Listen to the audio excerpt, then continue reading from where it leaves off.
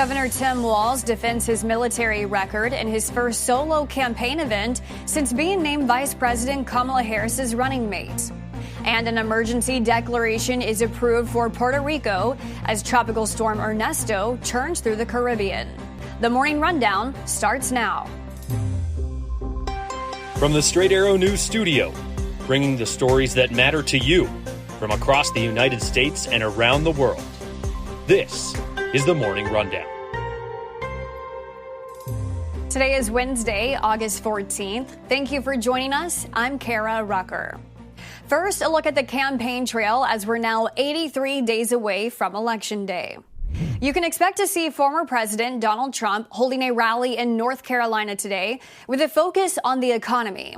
And Friday, that is also where Vice President Kamala Harris will be announcing her economic campaign platform. Harris's vice presidential pick, Tim Walz, held his first solo rally on Tuesday in Los Angeles, addressing his 24-year military record, which has become one of the top controversies for the Democratic ticket. Republican vice presidential pick J.D. Vance has accused Walz of stolen valor, criticizing him over remarks he made in 2018, where Walz said he carried weapons in war when he never went to combat. The Harris campaign clarified that Walz had misspoke. Walz defending his military record during Tuesday's campaign event. These guys are even attacking me for my record of service. And I just want to say, I'm proud to serve my country, and I always will be. And I firmly believe you should never denigrate another person's service record. To anyone brave enough to put on that uniform for our great country, including my opponent, I just have a few simple words. Thank you for your service and sacrifice. Walz will be taking part in a 5-state fundraising blitz over the next several days, while Vance will be in Michigan today and Pennsylvania tomorrow. The campaign trail is now red hot on both sides, with stops marked all over the map, both tickets splitting their presidential and vice presidential picks for more solo appearances to cover more ground. One of the biggest labor unions in the country is suing former President Donald Trump and tech billionaire Elon Musk. The United Auto Workers Union says Trump and Musk illegally attempted to threaten and intimidate workers who stand up for themselves by engaging in protected, concerted activity such as strikes. The UAW says during a 2-hour interview on X on Monday, Trump and Musk advocated for firing workers who strike. Striking is a protected activity under the National Labor Relations Act, and workers cannot legally be fired for it.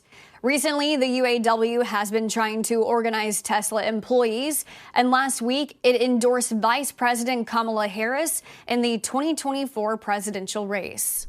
This morning, there's more uncertainty in next steps in the Middle East. U.S. officials are still anticipating an attack by Iran and its proxy groups as soon as this week. In the face of potential escalation and a prolonged conflict, the U.S. has announced a $20 billion arms sale to Israel. Meanwhile, Hamas's new leader says it won't be attending Thursday's planned meeting in Qatar for ongoing ceasefire talks. President Joe Biden and European leaders have been pushing both sides to return to the negotiating table as Iran has re-upped its threats to attack Israel. President Biden told reporters Tuesday a ceasefire deal could prevent a broader war from breaking out in the Middle East. But the lack of Hamas's involvement signals any compromise is still far off. The arms sale to Israel the Biden administration approved on Tuesday will include 50 fighter jets, air-to-air missiles, tank ammunition, and tactical vehicles.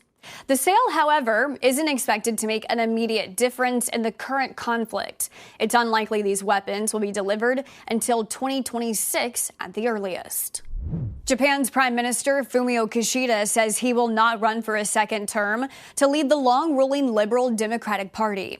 Instead, he will step down next month after scandal, public dissatisfaction, and rising living costs have riddled his 3-year term. In recent months, the LDP has been in the middle of one of Japan's biggest political scandals in decades.